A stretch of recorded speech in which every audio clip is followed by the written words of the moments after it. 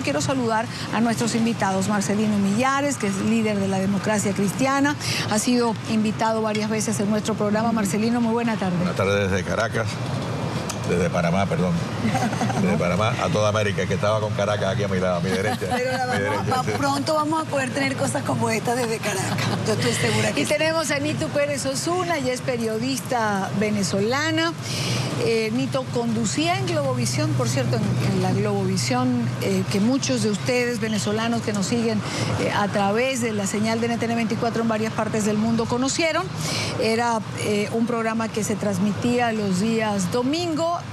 Ese Globovisión no existe, tampoco existe el programa de Nitu, pero no por eso Nitu deja de participar en el quehacer periodístico y en la actividad de los venezolanos. Nitu, bienvenida. Gracias, Idania, tan bella. Gracias de nuevo por la oportunidad y nos hace mucha falta en Venezuela NTN 24 porque esta fue otra manera, quitarnos esta señal. Fue otra manera de meternos en más oscurantismo en Venezuela, oscurantismo informativo. De todas maneras, siempre le decimos a nuestra teleaudiencia, nos siguen por nuestra página web donde pueden conectarse a nuestra señal en directo y por las aplicaciones que tenemos para los teléfonos que en nuestras cuentas de Twitter siempre estamos promocionando. Marcelino, yo quiero comenzar con Marcelino Millares porque después de haber tenido a Leticia y al señor Monge ver lamentablemente la agresión de ayer, ¿cómo se produce este acercamiento? ¿Qué pasa con los derechos humanos y las libertades fundamentales? Usted es un hombre que es conciliador, que es un hombre que está abierto a lo que está ocurriendo, pero ¿cómo compaginar estas dos realidades? Y además yo estuve en la cárcel, sé lo que es la cárcel, sé lo que es los golpes, pero no queda más remedio que resolver la situación por medios políticos. Y por medios políticos significa de alguna manera utilizar todas las aperturas que se nos den y lo que acabamos de ver ahí, esa violencia del gobierno cubano contra los hermanos que vinieron de Cuba, que en definitiva son pobres personas que no tienen recursos de ningún tipo. Eso quiere decir que el gobierno cubano no se acaba de adaptar a la nueva realidad. La nueva realidad es que el enemigo que eran los Estados Unidos ya dejó de ser enemigo. Y entonces, ¿qué van a hacer ahora? Y precisamente por eso están reaccionando de una manera violenta, porque dentro de Cuba, mientras que el 97% del pueblo cubano, acaban de hacer una encuesta, el pueblo cubano quiere el acercamiento porque es una esperanza. Sin embargo, la cúpula gobernante no lo quiere y no quieren aceptar, es un milagro que hayan aceptado la renovación de relaciones con los Estados Unidos, porque es una contradicción. Así que, ¿cómo se concilian esas dos cosas? Es una contradicción en la cual nosotros como oposición somos los que vamos a rescatar los derechos humanos. No podemos esperar de que el gobierno, porque haya relaciones con los Estados Unidos, va a resolver nada. Todo lo contrario, la represión va a aumentar grandemente porque la oposición está aumentando y ahora con nuevos espacios económicos y de libertad, la oposición va a crecer. Va a crecer doblemente a lo que hay hasta ahora cuando no tenía recursos. En ese sentido, por eso tenemos que ser muy inteligentes y no cerrarnos frente a la violencia, y frente a la violencia hacer lo que José Martí, nuestro apóstol, decía: mira, para que me dé una rosa blanca te doy. Y eso es lo que tenemos que hacer en este momento, lamentablemente.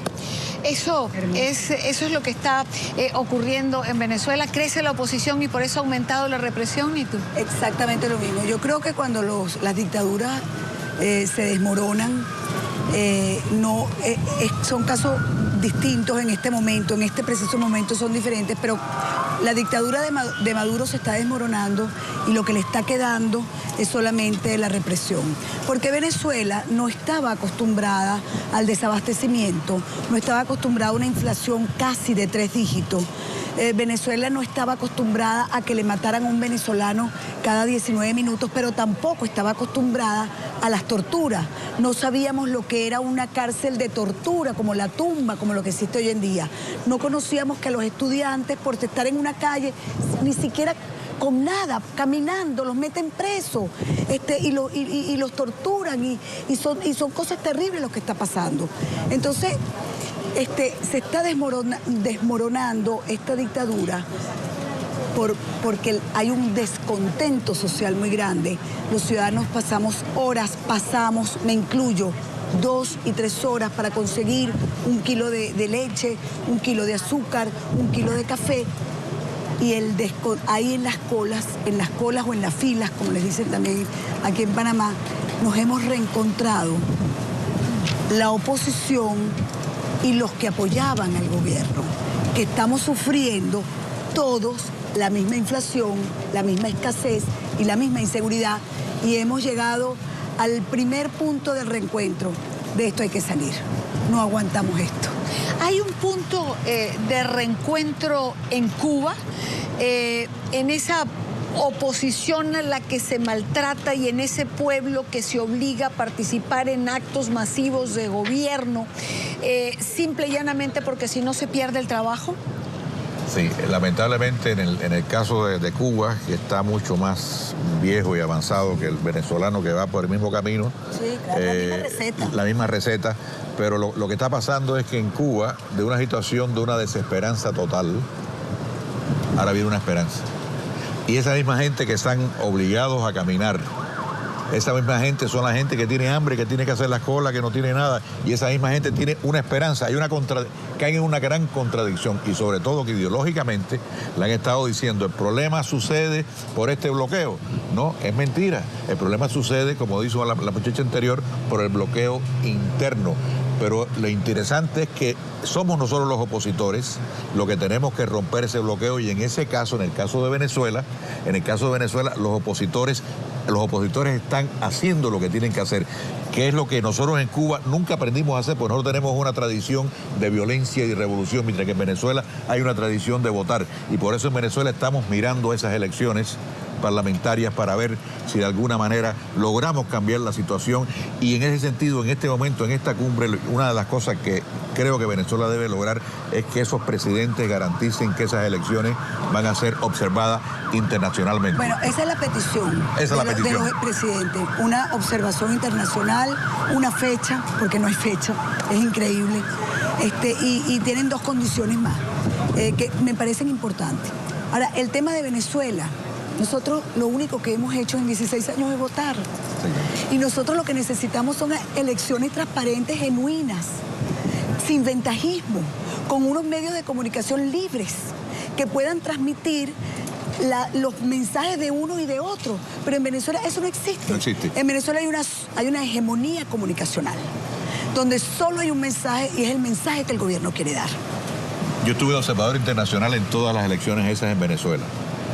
La gran diferencia de estas próximas es que cuando aquello estaba, el país estaba dividido 50 y 50 sí, durante Chávez. En este momento el 80% o 90% del país está en contra. 80 dicen las encuestas. Exactamente, va a ser muy difícil enmarañar las elecciones. Por eso, en el caso de Venezuela, lo que tenemos es que rogar que la presión internacional produzca y los medios internacionales una observación para esas próximas elecciones.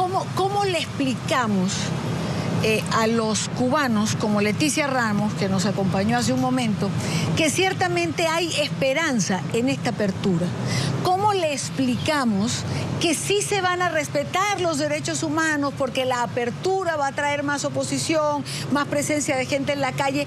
¿Cómo le explicamos que lo que pasó ayer no le va a volver a pasar? No, sencillamente hay muchos opositores dentro de Cuba. Los opositores dentro de Cuba tienen que escuchar lo que ese pueblo quiere. El 97% del pueblo cubano en este momento quiere. Y Leticia Ramos y los opositores, si son verdaderos opositores, tienen que escuchar lo que el pueblo quiere y sencillamente meterse en ese contexto. No importa, le van a dar golpes, vamos a tener prisión, esa es parte del juego. Pero sencillamente tienen que darse cuenta de que lo que el pueblo quiere es precisamente que se abran los espacios. ¿Cómo le explicamos a los venezolanos que sí, que hay que creer en las elecciones, que hay que participar, que por las elecciones los venezolanos van a tener ese futuro democrático que hoy el 80% quiere? ¿Cómo le explicamos a los venezolanos desencantados que sí vale la pena votar? Yo creo que a los venezolanos hay que decirles la verdad, que no le hemos dicho en 15 años. No se los ha dicho el gobierno y no se los ha dicho la oposición. El gobierno tiene 15 años diciendo que las elecciones son transparentes y la oposición tiene 15 años diciendo que están blindadas y que ahora sí vamos a cobrar. Las dos cosas son mentiras. Ni son transparentes ni hemos estado blindados. Lo primero que necesitamos es decirle al pueblo, mire, le van a volver a robar el voto. Va a haber un fraude, pero vamos a demostrarle al mundo una vez más que somos mayoría. Y a lo mejor la historia del 57 se repite en Venezuela. Y para hacerlo breve, Estaba Marcos Pérez Jiménez, el dictador Marcos Pérez Jiménez llamó un plebiscito. La oposición del momento dijo, no las van a robar, y nos las robaron. Y el 23 de enero estaba fuera el dictador. Digamos la verdad, ni estamos blindados, ni han cambiado las condiciones, ni son transparentes. Pero que el pueblo lo sepa y salga con coraje a hacer lo que tiene que ser.